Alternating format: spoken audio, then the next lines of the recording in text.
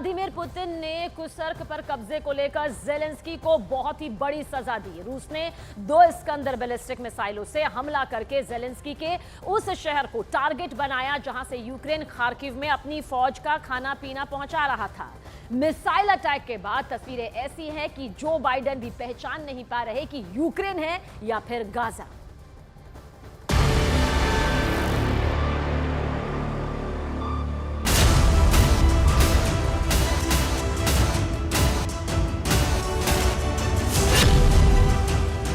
दुनिया ने गजा में गिरती हुई मिसाइलें देखी, उन मिसाइलों से गिरती हुई बिल्डिंगें देखी। अब पुतिन गाजा जैसा हाल यूक्रेन का करना चाहते हैं और ये वीडियो इसका गवाह बन चुका है। ये है यूक्रेन का पोल्तावा, जहां पुतिन की मिसाइलों ने बिल्डिंग में इतने धमाके किए कि ज़ेलेंस्की को समझ नहीं आ रहा कि मिसाइल को रोके या लोगों को बचाएं। पुतिन की सेना ने 2 बैलिस्टिक मिसाइलों से पोल्तावा में हमला किया और इसमें 41 से ज्यादा लोगों की मौत हुई है। 180 से ज्यादा लोग घायल हुए हैं। ये ज़ेलेंस्की का दावा है। पोल्तावा की दूरी खार्किव से करीब 130 किलोमीटर है और यहाँ हमले का मतलब है कि पुतिन ने कीव पहुंचने से पहले अपना अगला टारगेट भी चुन लिया है। इन इमारतों का हाल देखकर पता चलता है कि पुतिन की मिसाइलों ने क्या कहर ढाया है। जैसे ही ये वीडियो ज़ेलेंस्की के ऑफिस पहुंचा, उनके रोंगटे खड़े हो गए।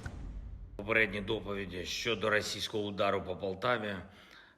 За наявною зараз інформацією, 2 балістичні ракети, влучання по території учбового закладу і сусідньої лікарні. Була частково зруйнована одна з будівель Інституту зв'язку. Люди опинились під завалами, багатьох вдалося врятувати, більш ніж 180 людей поранені. На жаль, багато загиблих. Станом на цей час відомо про 41 загиблого. ज़ेलेंस्की ये तबाही देखकर बहुत ज्यादा गुस्सा हैं और उनके कमांडर्स ने फौरन इसकी जानकारी अमेरिका तक पहुंचाने भी शुरू कर दी। जाहिर है कि कोशिश नए हथियार पाने की है ताकि यूक्रेन रूस को काउंटर कर सके। लेकिन उससे पहले ही ज़ेलेंस्की ने खार्किव और पोकोरस्क के आसपास मोर्चा संभाला। रूसी फौज पर नया कहर ढाना शुरू कर दिया है। इस हथियार को लेकर यूक्रेन की फौज में नया जोश भरने की कोशिश है।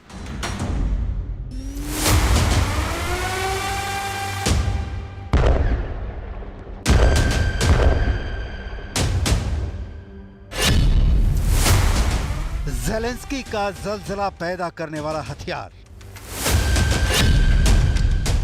जो सामने आएगा वो हो जाएगा जलकर राख। रूस की सेना का सबसे बड़ा कार। यूक्रेन को मिल गया थर्माइट ड्रोन। 22 सेकंड में रूस की सेना साफ। पूरी दुनिया में यह वीडियो हलचल मचा रहा है। अब तक लाखों की तादाद में लोग इस सनसनीखेज वीडियो को देख चुके हैं। इस वीडियो की असलियत की पड़ताल के लिए हमने भी इंटरनेट पर जितने सोर्स मौजूद हैं सबकी डिटेल निकाली और जो सामने आया वो ये कि रूस यूक्रेन के 2.5 साल की जंग में ज़ेलेंस्की के हाथ वो हथियार आ गया है जो F-16 से भी विनाशक, हाईमार्स से भी खतरनाक, पैट्रियट से भी तगड़ा और पुतिन की लाखों डॉलर की मिसाइलों के मुकाबले बेहद सस्ता है।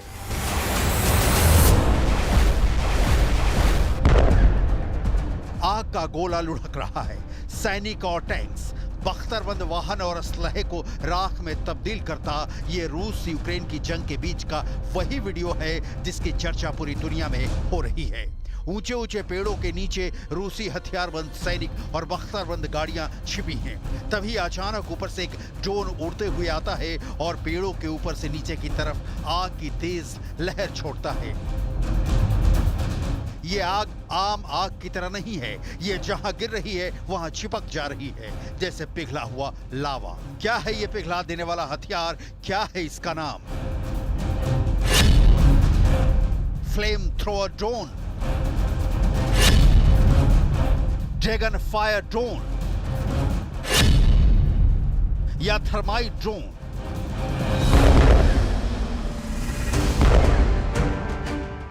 आग पेड़ों के पूरे झुरमुट को जला देती है। धमाके होते हैं, रूसी हथियार फटने लगते हैं। इस नए आग उगलने वाले ड्रोन को कई नामों से बुलाया जा रहा है। आम भाषा में फ्लेम थ्रोअर ड्रोन कहते हैं, फैंसी तरीके से इसे ड्रैगन फायर ड्रोन बुलाते हैं। इसके अलावा डिफेंस में इसका असल नाम थर्माइट ड्रोन है। यूक्रेन की सेना ने अपने टेलीग्राम हैंडल पर इसका वीडियो डाला, जिसके बाद इसने एक्स पर हंगामा मचा दिया। इस तरह का ड्रोन यूक्रेन की 108वीं सेपरेट टेरिटोरियल डिफेंस ब्रिगेड संचालित करती है। पहले ये ड्रोन पेड़ों के नीचे छिपे दुश्मन पर आग उगलता है, इसके बाद सारा का सारा बचा हुआ हथियार नीचे ड्रॉप कर देता है। कुछ महीनों पहले भी यूक्रेन ने रूसी सैनिकों के ऊपर थर्माइट बम का इस्तेमाल किया था। ये बम हवा में थोड़ा ऊपर फटते हैं, इसके बाद बड़े इलाके में आग लगा देते, जिनका इस्तेमाल खास तौर से रूसी गाड़ियों को जलाने के लिए किया जा रहा था, ताकि ये जलकर खत्म हो जाएं।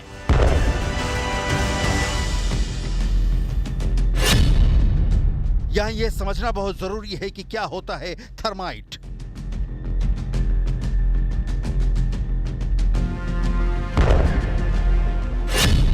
यह अत्यधिक तापमान वाला केमिकल मिक्सर है। इसमें जंग लगा आयरन ऑक्साइड और एल्यूमिनियम पाउडर मिलाया जाता है। थर्माइट का तापमान 2204 डिग्री सेल्सियस या उससे ज्यादा पहुंच जाता है, यानी इस तरह के हथियार का इस्तेमाल जिस चीज के ऊपर किया जाएगा वो पिघल जाएगा। यूक्रेन की सेना थर्माइट ग्रेनेड भी इस्तेमाल कर रही है, ताकि टैंक, बख्तरबंद वाहन के जरूरी हिस्सों पर हमला करके उसे जला सके। अगर ये ग्रेनेड टैंक के हैच के अंदर गिरा दिया जाए तो ये इतना तापमान पैदा कर देता है कि अंदर रखे गोले फटने लगते हैं। इससे टैंक में मौजूद सैनिक मारे जाते हैं। टैंक या बख्तरबंद वाहन पूरी तरह से जलकर खाक हो जाता है।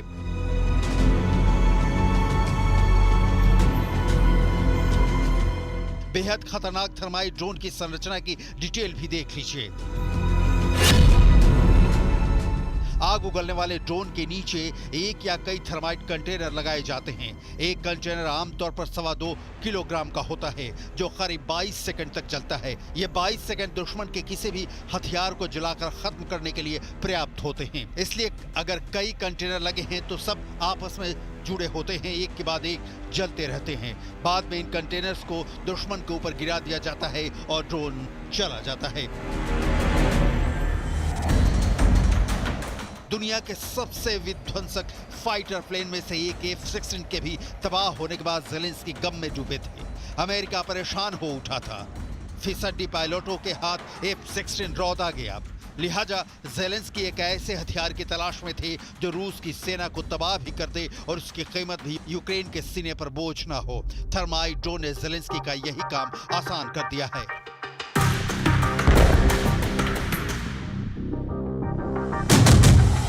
यूक्रेन के ड्रोन पुतिन की करोड़ों के एयर डिफेंस सिस्टम पर भारी पड़ रहे हैं। यूक्रेन रूसी वायु सेना के ठिकानों, तेल और हथियारों के डिपो और उसके कमांड सेंटर्स को निशाना बना रहा है।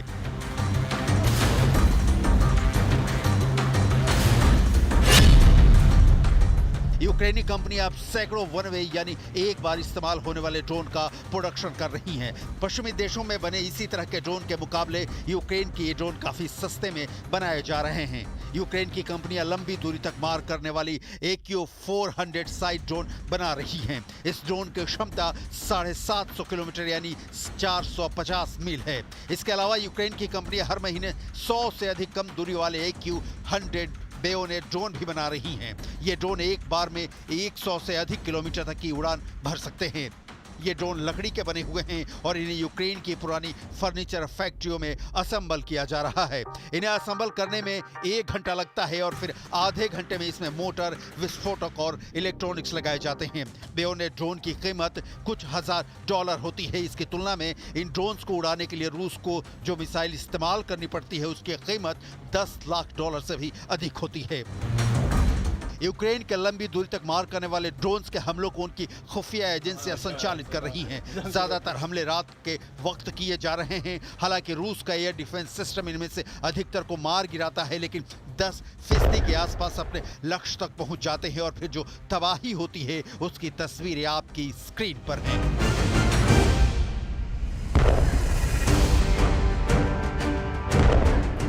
इन हमलों ने रूस को अपने सैन्य हवाई अड्डों को और पीछे खिसकने के लिए मजबूर किया है। नतीजतन यूक्रेन पर हवाई हमलों की संख्या में भी कमी आई है। ड्रोन एक वर्सटाइल वेपन है। इसका इस्तेमाल अटैक करने के साथ साथ जासूसी, निगरानी और तलाशी में भी किया जा सकता है। इसका आकार में छोटा होना और कम लागत में तैयार होना इसकी सबसे बड़ी खूबियों में से एक है। अपने आकार और सटीक हमले की क्षमता के कारण ये मौजूदा समय में एक जरूरी हथियार बन गया है।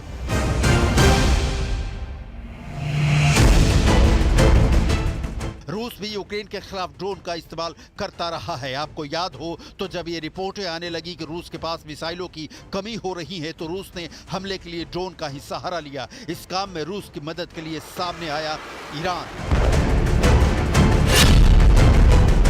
शाहिद 136 ईरान का बना एक तरह का सुसाइड ड्रोन है। इसका अधिकतम रेंज 2500 किलोमीटर है। आकार में छोटा होने के कारण रडार के जरिए इन्हें पकड़ पाना मुश्किल है। ये ड्रोन अपने टारगेट के करीब जाकर ब्लास्ट करता है। यही वजह है कि इसे सुसाइड ड्रोन कहा जाता है। यूक्रेन के खिलाफ जंग में रूस ने इसका काफी इस्तेमाल किया है। इसे इस तरह से डिजाइन किया गया है कि जब तक से हमले का कमांड न मिले ये अपने टारगेट के पास ही मंडराता रहता है और टारगेट से टकराते ही धमाका करता है।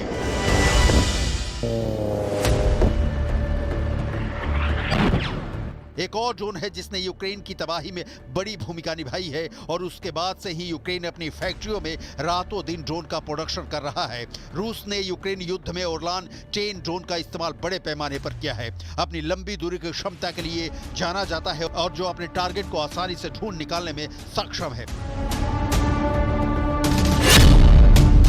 ओरलान 10 ड्रोन हवा में 18 घंटे तक उड़ान भरने में सक्षम है और 16.5 किलोग्राम वजन के हथियार ले जाने में सक्षम है। इसकी सबसे बड़ी खासियत यह है कि ये कठिन परिस्थितियों में भी अधिकतम 5 किलोमीटर की उड़ान भर सकता है। ओरलान 10 -30 डिग्री सेल्सियस से 40 डिग्री सेल्सियस तक के तापमान में भी काम करने में सक्षम है।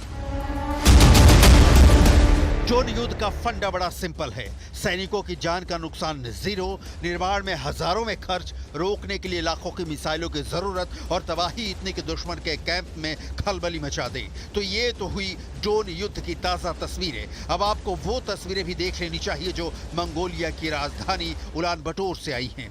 यूक्रेन और नेटो देश जो अपील कर रहे थे कि वॉर क्राइम्स के आरोपी पुतिन को मंगोलिया पहुंचने पर गिरफ्तार किया जा सकता है, तो वहां पुतिन का रेड कारपेट वेलकम हो रहा है। पुतिन की सेना ज़ेलेंस्की के तमाम दावों के बीच यूक्रेन में लगातार कई मोर्चों पर आगे बढ़ रही है।